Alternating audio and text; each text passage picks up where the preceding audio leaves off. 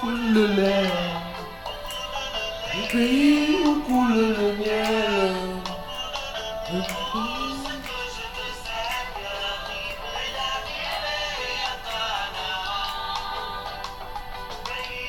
Où coule le lait, le pays où coule le miel.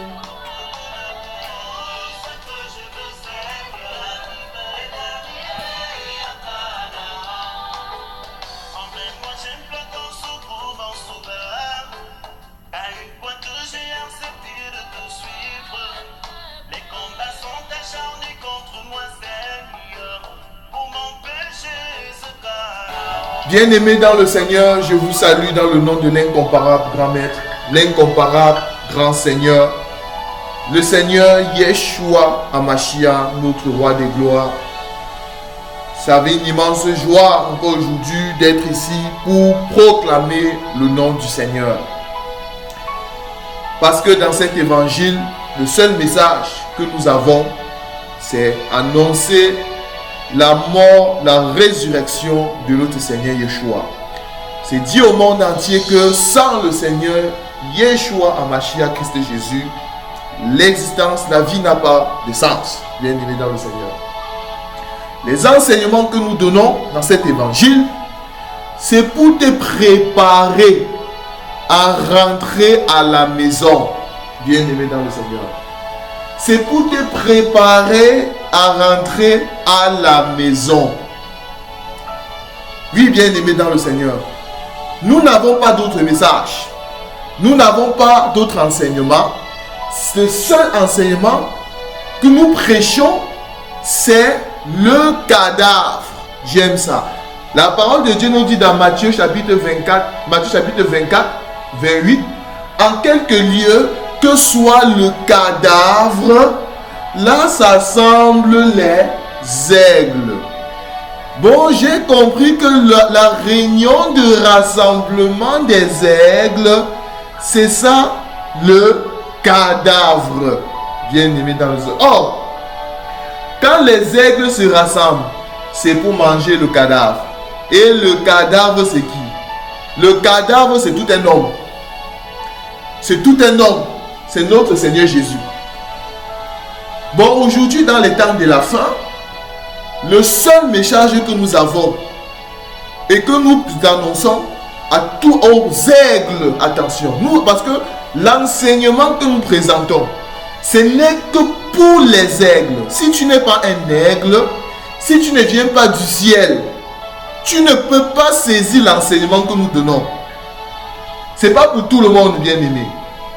L'enseignement que nous donnons, nous présentons dans cet évangile, c'est seulement pour ceux qui ont la sémence de notre Père. Si tu n'as pas la sémence de notre Papa, tu ne peux rien saisir de ce que nous disons ici. Très important, bien-aimé dans le Seigneur. Bon, nous annonçons notre Père. Nous annonçons notre royaume à venir. Bien-aimé dans le Seigneur. Parce que nous croyons que d'un moment à l'autre, nous allons rentrer à la maison. Bien-aimé dans le Seigneur. Parce que la parole de Dieu déclare, nous sommes voyageurs, nous sommes pèlerins ici-bas. Bien-aimé dans le Seigneur. Bon, les enseignements que nous donnons, c'est pour te préparer à rentrer à la maison. Si tu n'es pas un aigle, si tu n'as pas été connu par le Seigneur, si tu ne viens pas du ciel, tu ne peux rien comprendre. Bien-aimé dans le Seigneur. Tu ne peux pas, personne ne peut venir à Christ si le Père ne l'attire. C'est le Seigneur qui nous le vouloir le faire, selon son bon vouloir. Donc, bien-aimé dans le Seigneur, je vous salue. Nous allons commencer un nouveau enseignement aujourd'hui qui va porter sur le pays où coule le lait et le miel. Bien-aimé dans le Seigneur. C'est un enseignement que vous savez, ça c'est une écriture que beaucoup de gens lisent dans la parole, mais nous allons sortir les profondeurs là. Aujourd'hui, ça serait juste mon introduction. Je vais juste te présenter les grandes lignes de ce que je vais toucher tout au long de cet enseignement, bien-aimé dans le Seigneur, parce que, croyez-moi, selon que le Seigneur m'a inspiré, nous allons toucher beaucoup de choses. Nous allons prier le Seigneur. Tendre Père, nous bénissons ton nom. Merci Jésus parce que jour en jour, Seigneur, tu nous inspires. Tu nous éclaires, Seigneur Jésus. Parce que nous croyons dans cet évangile, Jésus, que le Saint-Esprit que tu nous as donné doit nous rappeler ton enseignement, Seigneur. Le Saint-Esprit ne parlera pas de lui, mais le Saint-Esprit va prendre ce qui est à toi et nous rappeler, nous enseigner, Jésus.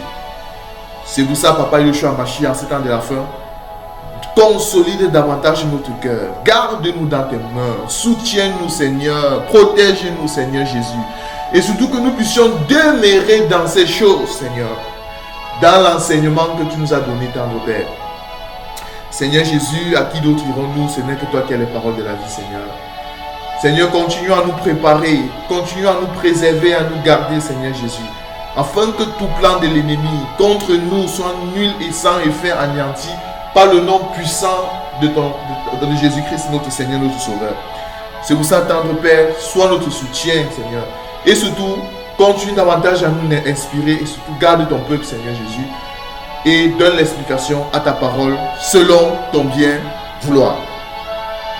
Alors, bien-aimés, dans le Seigneur, nous allons prendre une écriture. Je vais commencer un nouveau enseignement aujourd'hui qui va porter sur le pays où coule le lait et le miel. Alors, durant cet enseignement, nous allons toucher beaucoup de choses. Je vais expliquer. Lorsqu'on parle du pays où coule le lait et le miel, si vous n'avez pas l'enseignement, vous allez croire que naturellement, il existe un pays sur terre où si tu pars dans le pays, là, tu vas voir, il y a peut-être un cours d'eau où le miel sort, un cours d'eau où le lait sort. Non. Bien aimé dans le Seigneur. Parce que ce que je veux montrer ici, là que le pays où coule le lait et le miel, ce pays-là, c'est tout un homme, bien aimé dans le Seigneur. C'est ce que je veux montrer durant mon enseignement. Bon, avant de conclure mon enseignement, avant de mettre un point virgule à mon enseignement, parce que je ne peux pas dire conclure, parce que la parole de Dieu, on ne peut pas la conclure. Nous croyons à la complémentarité, bien aimé.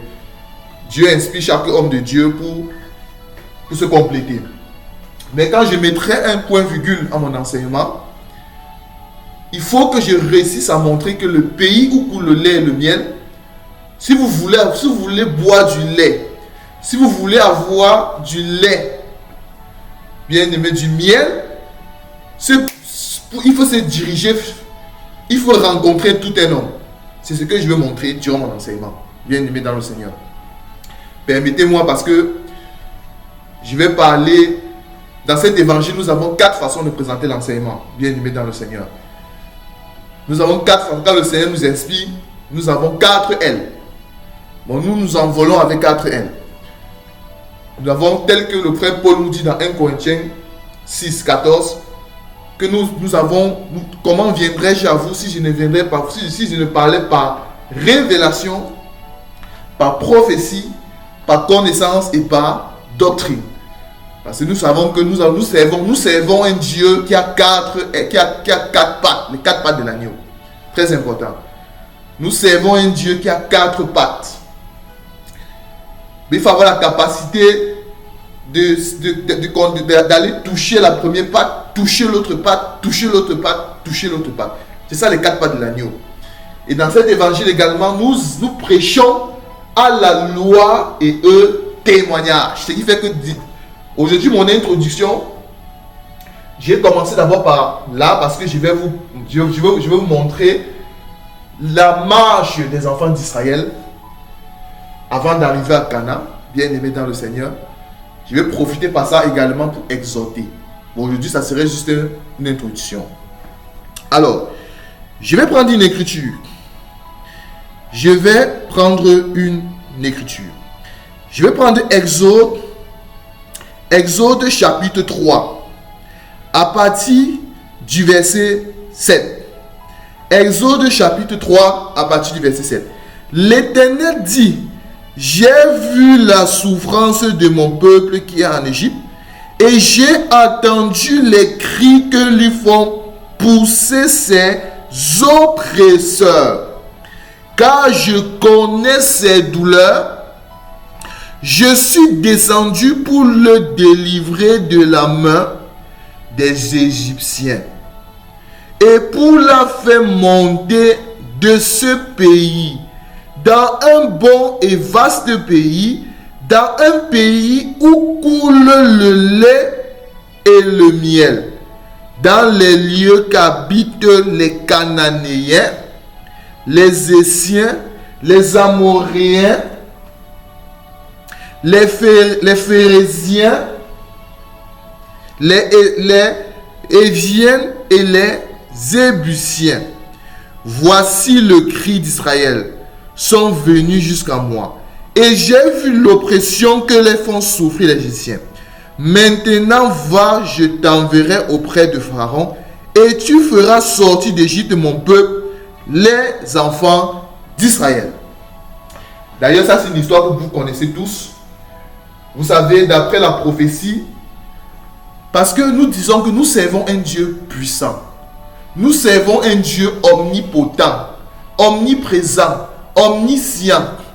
Bon, avant que les enfants d'Israël soient esclaves en captivité en Égypte, avant, je répète ce que je suis en train de dire, avant que les enfants d'Israël soient en captivité en Égypte, Dieu avait déjà annoncé cela par avance, quand Israël n'était même pas encore là. Je vais prendre une écriture. Genèse chapitre 15. Nous allons prendre cette écriture-là. Genèse 15. Genèse 15, verset combien? Alors, Genèse chapitre 15. Il est où l'écriture? Alors, Genèse chapitre 15 à partir du verset 7. L'Éternel lui dit encore, Dieu parlait à Abraham. L'Éternel lui dit encore, je suis l'Éternel qui te fait sortir en Chaldée pour te donner en possession ce pays. Abraham, attention, ici Dieu n'avait pas encore changé le nom d'Abraham à Abraham. Abraham répondit, Seigneur, l'Éternel, à quoi connaîtrai-je que je le posséderai? Et l'Éternel lui dit, prends une génisse de 3 ans, une chèvre de 3 ans, un bélier de 3 ans, une tourterelle et une jeune colombe. Abraham prit tous ces animaux, les coupa par le milieu et mit chaque morceau l'un vis-à-vis de l'autre, mais il ne partagea point les oiseaux. Bon, ça c'est tout un enseignement aussi. Les animaux que Abraham a coupés en 2. C'est tout un enseignement aussi. Mais remarquez, Abraham n'a pas partagé les oiseaux. Nous avons l'explication de ces choses. Remarquez que les animaux terrestres, Abraham les a coupés en 2 à 2. Mais les oiseaux, ceux qui ont la capacité de s'envoler dans les hauteurs, Abraham ne les a pas coupés. Toutes ces choses, on peut les expliquer dans la révélation. Et prophétiquement parlant, ça dit beaucoup de choses. Bref, ce n'est pas notre enseignement. J'y passe. Le verset 11. Les oiseaux de proie s'abattirent sur les cadavres. Et Abraham les chassa. Au coucher du soleil, un profond sommeil tomba sur Abraham. Et voici une frayeur et une grande obscurité vint l'assaillir. Et l'Éternel dit à Abraham, sache que tes descendances seront étrangers dans un pays qui ne sera point à eux. Ils y seront asservis et l'on les opprimera pendant 400 années. J'aime ça. Ici, Dieu avait déjà annoncé à Abraham que ta génération, ta postérité doit être en captivité dans un pays qui ne les appartient pas. Ils sont en captivité pendant 400 années. Remarquez la suite. Le verset 14. Mais je jugerai les nations à laquelle ils sont asservis. Et ils sortiront suite avec des grandes richesses. Toi, tu iras en paix vers tes pères. Tu seras enterré après une heureuse vieillesse. À la 4e génération, ils reviendront ici, car l'iniquité des Amoréens n'est pas encore à son comble. J'aime ça. Bon, ici, nous remarquons que Dieu avait déjà annoncé à Abraham que les enfants d'Israël, parce que de Abraham, on a eu qui? On a eu Isaac. De Isaac, on a eu Jacob et Ésaü. Maintenant de Jacob, que Dieu a changé son nom en Israël, Jacob maintenant s'est divisé en 12 morceaux. C'est là maintenant qu'on a eu les 12 fils de Jacob. Maintenant Dieu, parmi les 12 fils de Jacob, il y a Joseph qui est vendu en Égypte, qui descend en Égypte, la descente de Joseph en Égypte. Nous comprenons que la descente de Joseph en Égypte, prophétiquement, ça annonce déjà notre Seigneur Jésus qui va quitter le ciel pour venir dans le monde. Qui quitte la maison, qui quitte la montagne pour descendre dans le monde. C'est ça la descente de Joseph. Et quand Joseph descend en Égypte, Joseph est vendu en esclavage par ses 10 frères. C'est-à-dire les enfants de Léa, Zilpa et Bila, les 10. Bien-aimés dans le Seigneur. Remarquez quand il descend en Égypte, il est en esclavage en Égypte. Même moment, Joseph maintenant devient ministre en Égypte. Dieu permet qu'il y ait une famille, qu'il y a la famille. Ce qui fait que les enfants d'Israël viennent maintenant et Jacob descendent en Égypte. C'est là maintenant que les enfants d'Israël ont commencé maintenant à se multiplier en Égypte. La prophétie a commencé à s'accomplir. Et les enfants d'Israël, ils ont été en esclavage en Égypte pendant 400 années. 400 années, bien aimés. 400, alors que Dieu avait déjà annoncé ça. Dieu avait déjà vu l'avenir. Remarquez, à la 400e année, 4e génération, Dieu descend. J'aime ça. Dieu descend sous forme d'un buisson. Adam, Dieu descend, il envoie Moïse. Il dit à Moïse que Moïse descend dans le pays de Canaan, descend en Égypte, va en Égypte, je t'envoie, afin d'aller libérer mon peuple. Bon là, je vais sauter beaucoup de choses, vous connaissez l'histoire. Afin d'aller libérer mon peuple. Et quand tu vas libérer mon peuple, tu dois, l'objectif de la libération des enfants d'Israël, d'Égypte, c'était pour aller où? Vers le pays où coule le lait et le miel. J'aime ça. Bon, quand les enfants d'Israël ont quitté l'Égypte, c'était pour aller dans le pays où coule le lait et le miel. Mais remarquez une chose. Le pays, c'était un pays comment? C'était un pays occupé. J'aime ça. Je vais prendre une écriture.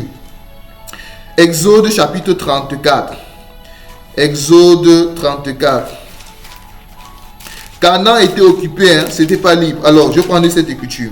J'explique d'abord comme ça dans la connaissance.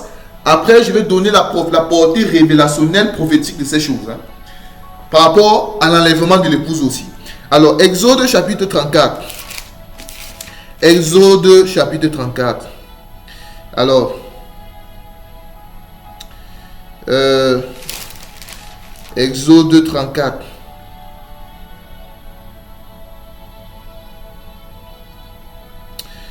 C'est 33 plutôt. Alors, c'est Exode 33, autant pour moi. Exode 33, verset 1er. L'Éternel dit à Moïse, va, pas d'ici toi et le peuple que tu as fait sortir d'Égypte. Bon, c'est la sortie des enfants d'Israël en Égypte, la 400e année. Que tu as fait sortir d'Égypte. monte vers le pays que j'ai juré de donner à Abraham, à Isaac et à Jacob, et disant, je le donnerai à ta postérité. Bon, le pays que Dieu a juré de donner à Abraham, Isaac et à Jacob, c'était le pays où coule le lait et le miel. Toutes ces choses, on va l'expliquer. J'enverrai devant toi un ange, et je chasserai les Cananéens, les Éviens, les Amoriens, les Phérésiens, les Hessiens et les Jébusiens. Monte vers ce pays où coule le lait et le miel, mais je ne monterai point au milieu de toi, de peur que je ne te consume en chemin, car tu es un peuple au cou roi. Alors, bien aimé dans le Seigneur, ce que je veux montrer ici, c'est quoi? Je veux montrer ici que entre l'Égypte et Canaan, il y a ce qu'on appelle quoi? Il y a ce qu'on appelle le désert. J'aime ça. Le désert, c'est ce qui sépare quoi? C'est ce qui sépare l'Égypte et Canaan. Parce que ça, c'est aussi un tabernacle, ça. Ici, c'est aussi un tabernacle. Parce que ici, je vais voir que ici, c'est l'Égypte, c'est le monde. Dans la révélation, prophétiquement parlant, ça annonce le monde. Le monde. Et qui dit monde ici dit parvis. C'est le parvis. C'est le parvis. Ici, le désert, nous avons ici le lieu. Nous avons le lieu saint. Nous avons le lieu saint. Et ici, Canaan, c'est le lieu très saint. Le lieu très saint. J'aime ça. Pourquoi je prends cette écriture-là? Aujourd'hui, c'est mon introduction. Je ne vais pas trop entrer dans la profondeur aujourd'hui. Regardons. Ici, là, j'ai Égypte qui est le monde. On peut se rappeler par exemple dans le livre d'Apocalypse chapitre 11, où l'Écriture nous dit que les deux témoins, ils ont été, quand ils ont fini de sceller les 144 000 par le sceau de Dieu, ils ont été crucifiés. Non, pas crucifiés. Ils ont été tués. Quand ils ont fini les missions, Dieu a permis qu'ils soient comment? Tués. Et les cadavres ont été exposés où? À Sodome, Égypte, là où le Seigneur a été crucifié. J'aime ça. Bon, en d'autres termes, Sodome, Égypte. Ça, c'est Sodome, Égypte. C'est ça le monde. Ici, c'est le lieu saint. Parce que nous prêchons à la loi et au témoignage. Et là, c'est le lieu très saint. Remarquez une chose ici. Remarquez une chose. Nous voyons ici que les enfants d'Israël, quand ils ont quitté l'Égypte, en d'autres termes, en Égypte, les enfants d'Israël étaient sous l'emprise de Pharaon. Pharaon, ici dans la révélation, est l'image de Satan. C'est ça l'image de Satan, Pharaon. Bon, c'est ça l'image de Satan. C'est aussi prophétiquement parlant, ça représente aussi tout peuple qui sont sous l'emprise du diable. Et remarquez, quand les enfants d'Israël quittent l'Égypte, l'objectif c'est venir où? À Canaan. Mais entre Égypte et Canaan, nous avons le désert. Nous avons le désert entre Égypte et Canaan. Et nous avons dit que l'Égypte c'est le lieu saint. Autant pour moi, le désert c'est le lieu saint. Pourquoi? Vous allez remarquer que c'est dans le désert que les enfants d'Israël ont commencé les combats. Ont commencé la guerre. Ont commencé à combattre. Ils ont combattu contre Amalek. Ils ont combattu, il y a tellement de combats. Les Ismaélites.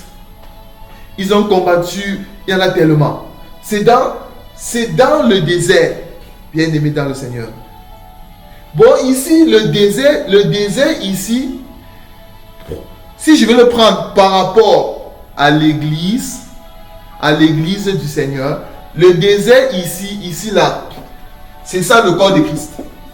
C'est ça le corps de Christ. Quand je parle de corps de Christ, c'est église. C'est ça l'église. Je vais expliquer pourquoi c'est l'église. J'y arrive. Et ici, le lieu saint, c'est ça Canaan. C'est ça le ciel. C'est ça le ciel. C'est ça ici le ciel. C'est ça le ciel. Bien-aimé dans le Seigneur. Alors, je veux montrer que tous ceux qui sont sous l'emprise de Satan, ils n'ont pas de combat.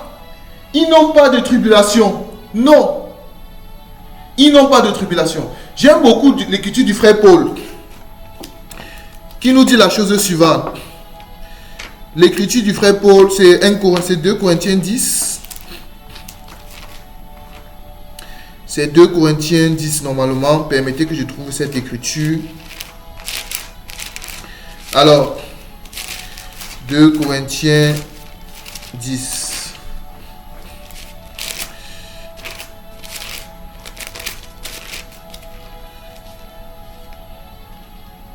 Alors, 2 Corinthiens 10, à partir du verset 3. Si nous marchons dans la chair, nous ne combattons pas selon la chair, car les armes avec lesquelles nous combattons ne sont pas charnelles, mais elles sont une puissance par la vertu de Dieu pour renverser les forteresses. Bon, nous combattons. Le frère Paul nous dit une chose ici, que si nous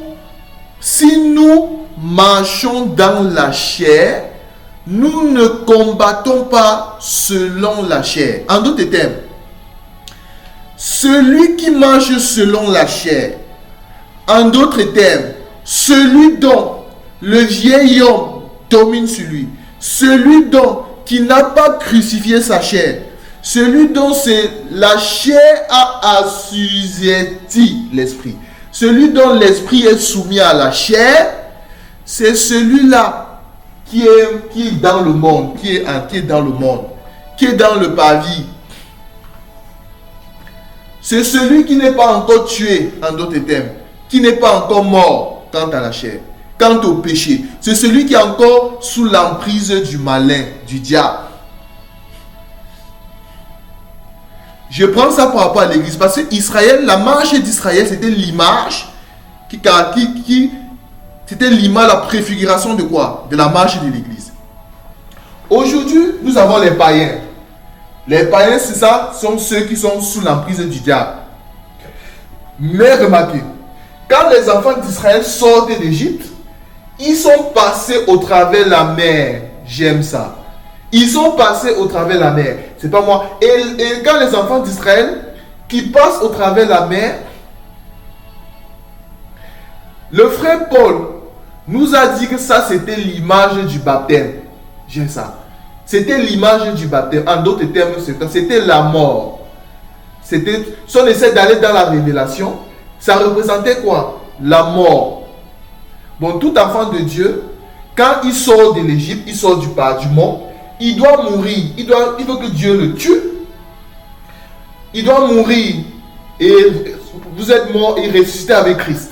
Quand il ressuscite avec Christ, il doit venir maintenant où? Dans le lieu saint qui est le désert. J'aime ça. Il vient dans le lieu saint qui est le désert. Et quand il arrive dans le désert, le monde des ténèbres doit les faire la guerre. J'aime ça. Vous voyez l'écriture. Beaucoup de gens pensent que être chrétien c'est facile. Non, bien aimé.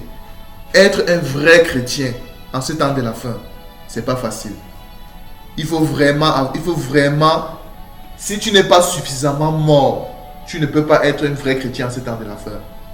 Parce que vous avez remarqué que dans le désert, ici, c'est là où, dans le désert, nous avons vu que c'est ça l'église, où l'église est.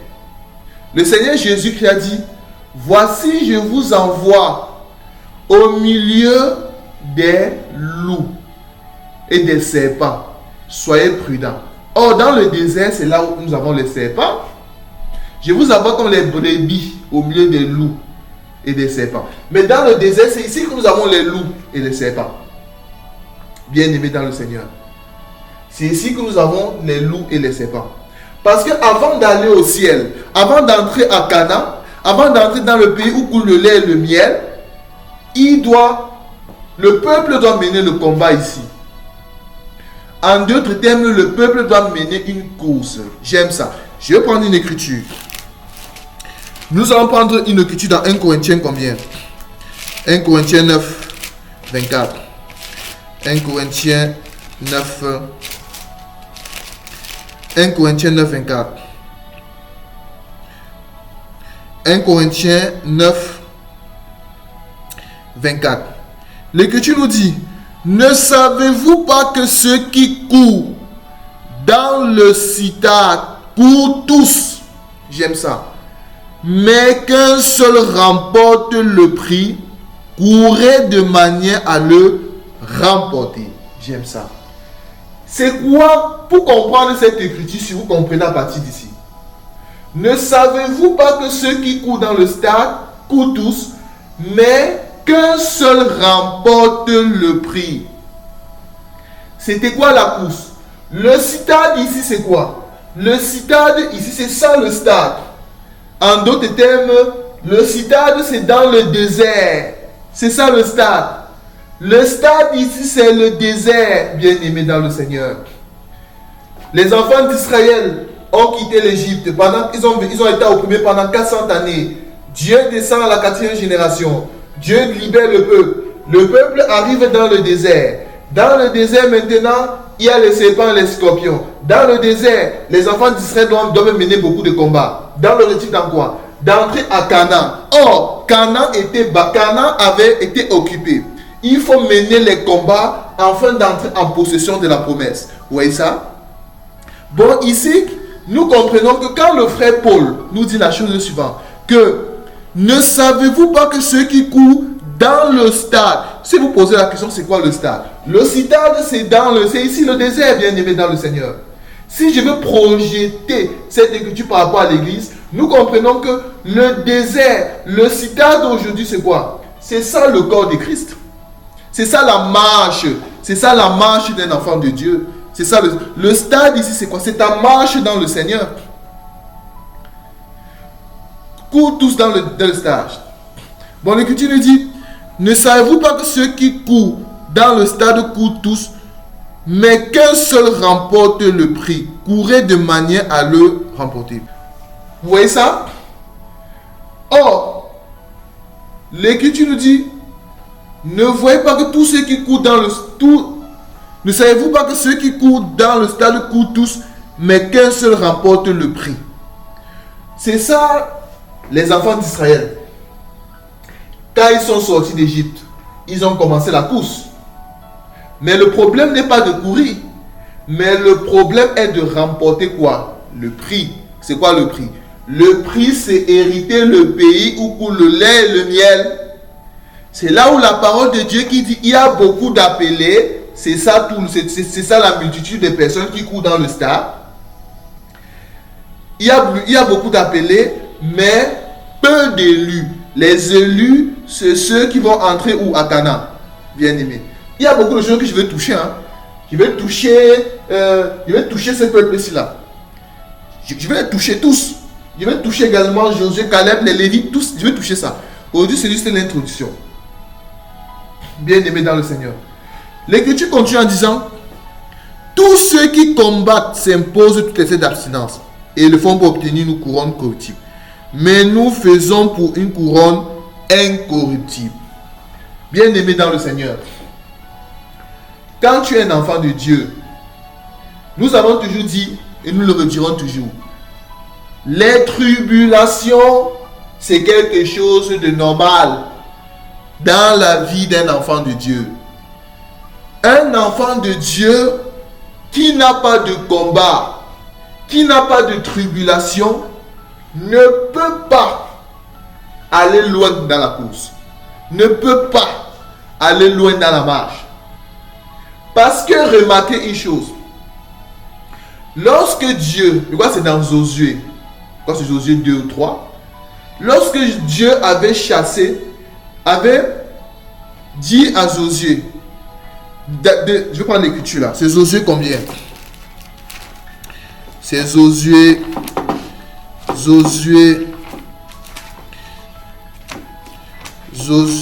ça c'est dans Josué. C'est juge ou c'est Josué ou juge? C'est juge normalement. Alors c'est juge 3.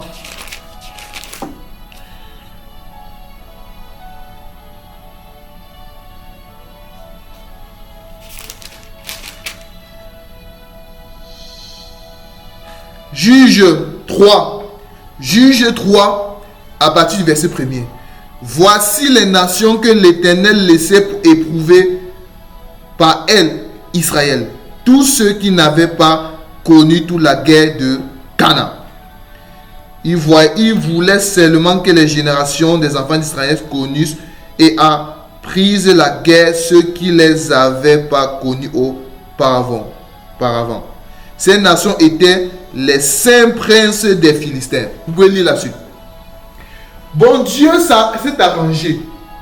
Mais il n'a pas chassé toutes les nations, mais il a laissé quelques nations pour chicoter Israël chaque fois que Israël devait se détourner de sa parole. Cette chose-là n'est pas anodine. Cette chose-là existe toujours, même dans la vie de tout homme. C'est dans les derniers temps de la fin. Vous allez voir que dans votre marche, il y aura toujours un Goliath, il y aura toujours une écharpe que Dieu va mettre dans ta vie et Dieu utilisera toujours ça pour te fouetter afin que tu puisses rester où? Dans la bergerie. Bien-aimé dans le Seigneur. Afin que tu puisses rester dans la bergerie.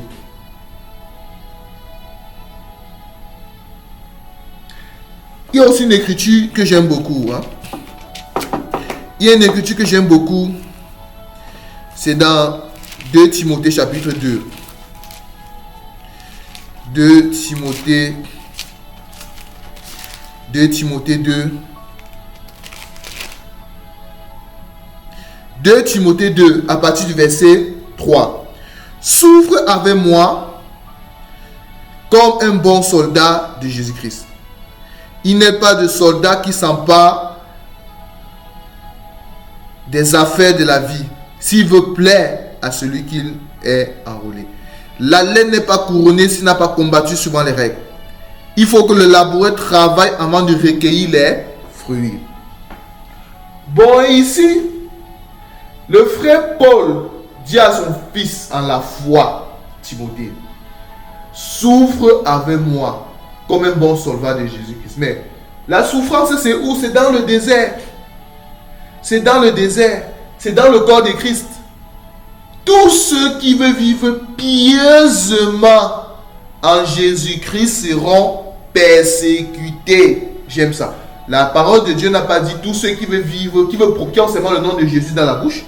La parole n'a pas dit tous ceux qui chaque dimanche, mais la Bible ici marche avec monter à tout le monde qui sont chrétiens, alors qu'ils ne respectent pas, ils ne mettent pas en pratique la parole. Non.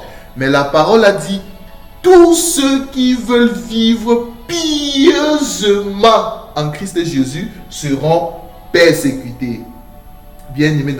C'est ça, souffre avec moi comme un bon soldat de Jésus. Bon, nous comprenons que ici, là, la souffrance, ici, c'est quoi? Pour le nom de Jésus, pour le témoignage de Jésus et pour la parole de Dieu. C'est ici dans le désert. C'est ça le désert. En d'autres termes, c'est ça les tribulations. C'est ça les douleurs de l'enfantement. C'est ici. Bon, le stade d'un enfant de Dieu. En Christ Jésus, le stade, c'est ça, ta marche dans le Seigneur. C'est ici le stade bien-aimé dans le Seigneur. Et c'est ça le stade. C'est ça le stade. Bien-aimé. Bon, ici, nous avons le stade. C'est pour ça que le frère Paul pouvait dire dans Actes des Apôtres, chapitre 14. Lorsque le frère Paul a annoncé la parole à Antioche, il a gagné beaucoup de disciples de Jésus, en Christ de Jésus. L'Écriture nous dit, le frère Paul s'est mis à exhorter les disciples en disant que c'est pas beaucoup de tribulations qu'il nous faut quoi? Entrer dans le royaume. C'est pas beaucoup de tribulations. C'est pas beaucoup de tribulations, bien aimés dans le Seigneur. La tribulation, c'est quelque chose de normal dans la vie d'un enfant de Dieu. Parce que dans le désert, toutes les guerres qu'Israël menait n'étaient pas, il est vrai, ce n'était pas que physique, c'était aussi spirituel, bien aimé dans le Seigneur. Il est vrai, ça s'est passé physiquement, mais il y avait aussi le spirituel. Mais dans le temps de la fin, pour nous maintenant, d'après l'Écriture d'Éphésiens chapitre 6, quand l'Écriture nous dit, nous n'avons pas à lutter contre la chair et le sang, mais contre les dominations, les autorités, les esprits méchants dans les lieux célestes. Dans les lieux célestes. La guerre là, bien aimé dans le Seigneur. Nous allons toucher ces choses-là. Nous allons toucher ces choses-là quand je vais arriver là. Pour l'instant, je suis encore ici. Bon, nous comprenons que quand les enfants d'Israël ont quitté l'Égypte, ce n'est pas tous qui sont entrés à Canaan. Il y a un peuple qui a tourné dans le désert pendant 40 ans. Moïse aussi. Bon, je parle de Moïse. Attention. Parce qu'il y a certaines personnes qui lisent l'écriture noir sur blanc. Les gens qui vont dire que non, Moïse n'est pas entré à Canaan. Là, c'est le noir sur blanc. Mais il faut se poser la question, qui est le Moïse qui n'est pas entré à Canaan? Parce que nous croyons que Moïse physique, quand nous allons aller au ciel, il ira avec nous. Là, il veut dire, quand nous allons aller en enlèvement, je parle de Moïse physique. Bien aimé. Parce que nous comprenons que le Moïse, qui n'est pas entré à Canaan là, c'est tout un peuple, bien aimé. C'est tout un peuple. Remarquez que il y a Moïse qui n'est pas entré à Canaan. Et un peuple qui sont restés, qui ont tourné pendant 40 ans, ils sont pas là en Canaan. Mais par contre, il y a Josué, Caleb et les Lévis qui sont entrés en Canaan. Bon, ici nous comprenons que cette action, c'est l'enlèvement. C'est l'enlèvement. C'est l'enlèvement. La vierge folle ici, c'est qui? C'est ceux qui ont raté l'enlèvement. C'est-à-dire le peuple et Moïse qui ne sont pas entrés. Et nous avons également la vierge sage. C'est ça, Josué, Caleb et les Lévis qui sont entrés, bien aimés dans le Seigneur. Ça, c'était l'image de l'enlèvement, l'ombre de l'enlèvement. C'était l'ombre de l'enlèvement, bien aimé dans le Seigneur. Bon, c'était mon introduction. Bon, la prochaine fois, je vais expliquer quel est ce pays où coule le lait et le miel là. C'est quoi ce pays où coule le lait et le miel? C'est ce que nous allons expliquer. Nous allons expliquer la prochaine fois, bien aimé dans le Seigneur. Il y a tellement de choses à dire ici, bien aimé. Que le nom du Seigneur Yeshua Mashiach soit puissamment béni. Maranatha la prochaine, selon que le Seigneur Jésus-Christ aura voulu. Shalom.